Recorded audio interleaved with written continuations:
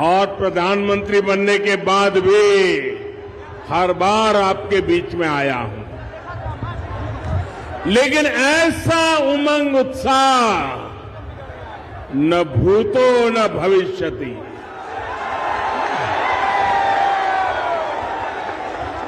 मैंने ऐसा उत्साह, ऐसी एनर्जी और पूरी तरह युवा शक्ति और मातृशक्ति कल्पना बाहर का एक दृश्य है। और अच्छा हुआ पार्टी ने मुझे अंदर से जीप में आने का अवसर दिया ताकि मैं पुराने लोगों के दर्शन तो कर पाया, लेकिन साथ साथ इस एनर्जी को अनुभव कर पाया, इस उत्साह को अनुभव कर पाया। साथियों, मैं कल्पना कर सकता हूं कि परिवर्तन यात्रा ने कैसी कमाल की है छत्तीसगढ़ में। आज छत्तीसगढ़ आतंक, भ्रष्टाचार और कुशासन से त्रस्त है। रोजगार के नाम पर सिर्फ घोटाले ही घोटाले हैं।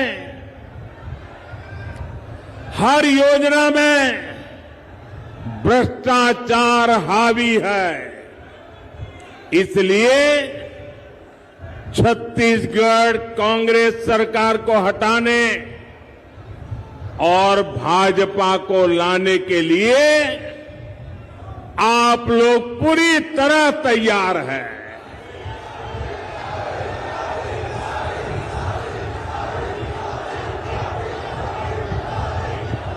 मेरे परिवारजनों, अटल जी ने छत्तीसगढ़ की आकांक्षाओं को समझते हुए इस प्रदेश का निर्माण किया था। ये भाजपा है जिसने छत्तीसगढ़ के लोगों के सामर्थ्य को समझा।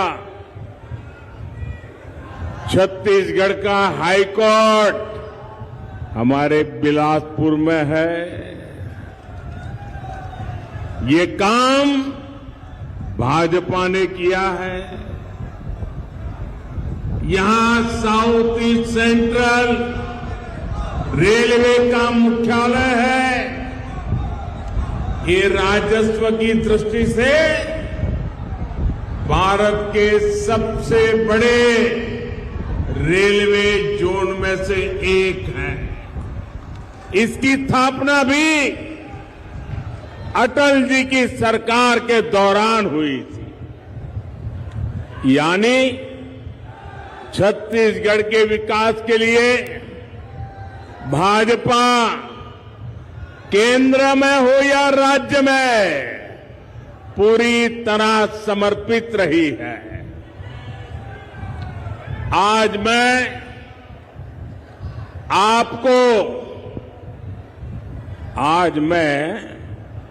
आपको एक गारंटी देने के लिए आया हूं कि आपके हर सपने को साकार करने के लिए मोदी कोई कसर बाकी नहीं छोड़ेगा।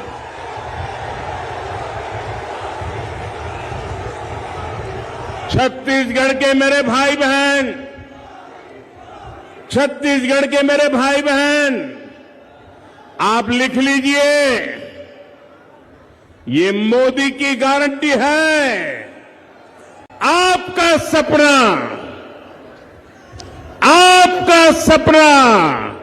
अब मोदी का संकल्प है।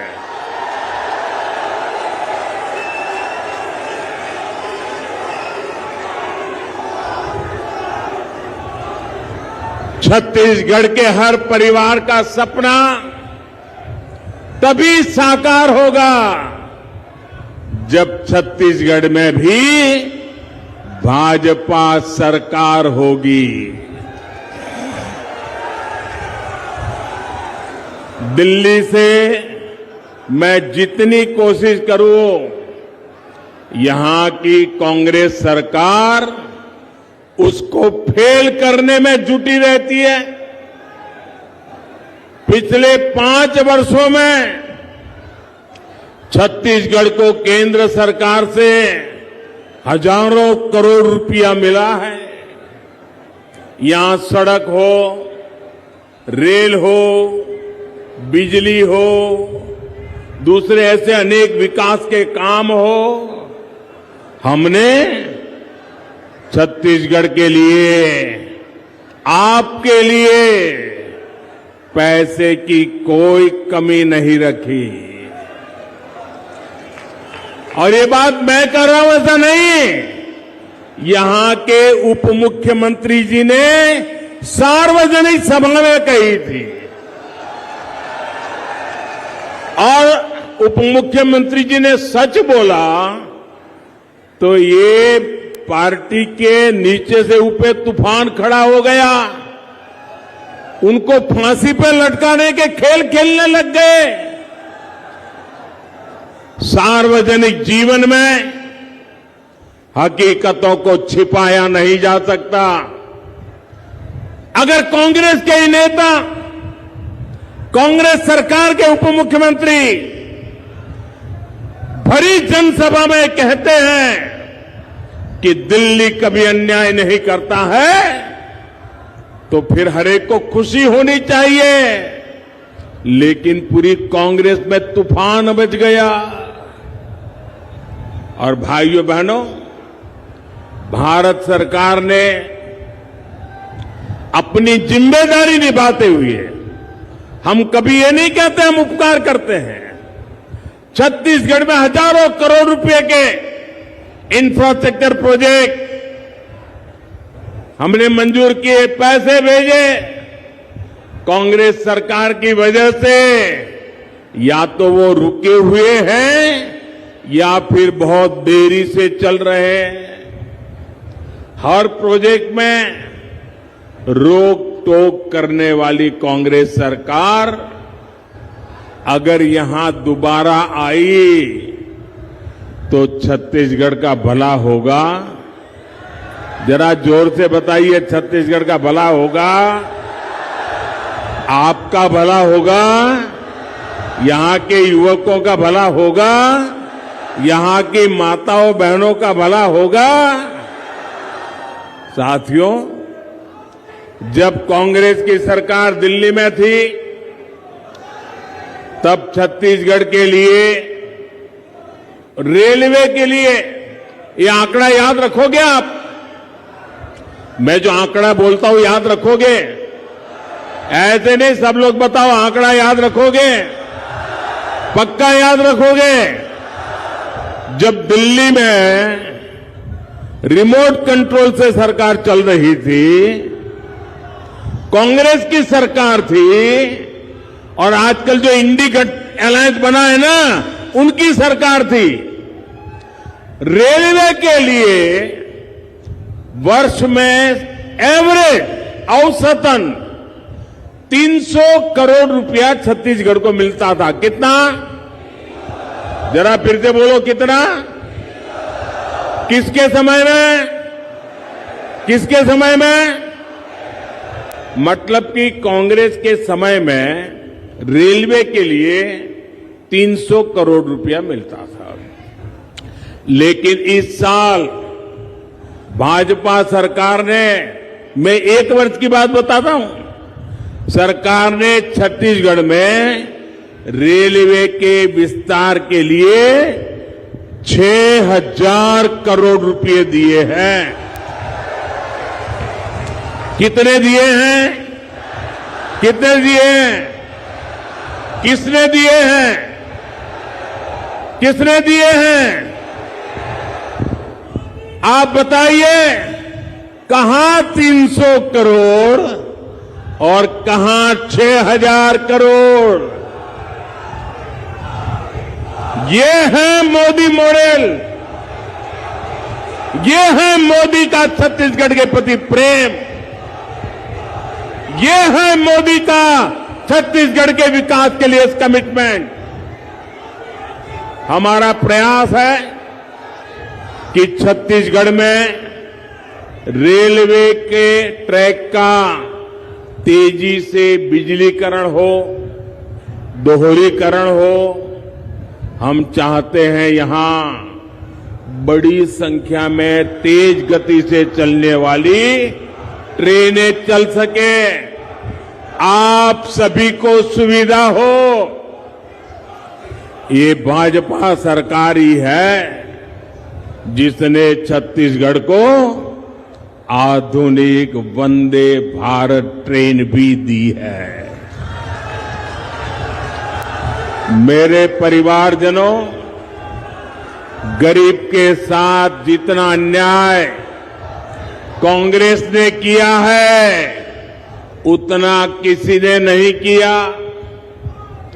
कोरोना का इतना बड़ा संकट आया, गरीब ने इस भाइयों बहनों, कोरोना का इतना बड़ा संकट आया, गरीब के इस बेटे ने यह तय किया कि मैं अपने हर गरीब भाई बहन को संकट की इस घड़ी में मुफ्त राशन दूंगा। हमने गरीब कल्याण अन्न योजना शुरू की। कोई भी परिवार ऐसा न हो जब इन कोरोना की मुसीबत के समय जिसका घर का चूल्हा न जले, ऐसा कोई बेटा बेटी न हो जिसको रात को भूखा सोना पड़े। और इसलिए मोदी ने अन्न के भंडार खोल दिए और देश के गरीबों को मुफ्त में अन्न दिया। आज भी चल रहा है। लेकिन छत्तीसगढ़ की कांग्रेस सरकार ने, आप सुनिए, गरीब के पेट में जाने वाला अन्न, गरीब का जलने वाला चूल्हा, ये भी कांग्रेस के लोगों के लिए चोरी करने का माध्यम बन गया। कांग्रेस सरकार ने इसमें भी घोटाला कर दिया। आज यहां का हर लाभार्थी कांग्रेस सरकार से पूछ रहा है कि बताओ हमारे हक का राशन कहां गया। पूछोगे कि नहीं पूछोगे? घर घर जाकर के बताओगे कि नहीं बताओगे? क्या कांग्रेस ने जवाब देना चाहिए कि नहीं देना चाहिए? आप मुझे बताइए साथियों, जो राशन में घोटाला करे वो वापिस आने चाहिए क्या? उनको दोबारा मौका देना चाहिए क्या? और अगर मौका मिल गया तो ज्यादा घोटाला करेंगे कि नहीं करेंगे? छत्तीसगढ़ पूरी तरह तबाह हो जाए कि नहीं हो जाएगा? साथियों, ये तो मैं दिल्ली में बैठा हूं ना, तो थोड़ा भी डरते हैं। ये दोबारा मौका मिला तो घोटाले करने की इनकी हिम्मत इतनी बढ़ जाएगी, छत्तीसगढ़ में कोई उनको रोक नहीं पाएगा। साथियों, कांग्रेस शासन में अनेकों छोटे छोटे बच्चों की कुपोषण से मौत की खबरें आई है। ये कितनी पीड़ादायक स्थिति है। किसी सरकार की इससे बड़ी असफलता भला क्या हो सकती है? कांग्रेस सरकार ने इस खौफनाक सच्चाई को दबा कर रखा है, छिपा कर रखा है। कांग्रेस नेताओं को अपने बच्चों के जीवन से बहुत सरोकार है, लेकिन आपके बच्चों के जीवन से कांग्रेस वालों को कोई लेना देना नहीं है। उनको तो अपने बच्चों की जिंदगी बनानी है। साथियों, केंद्र की भाजपा सरकार का प्रयास है कि यहां से जो खनिज संपदा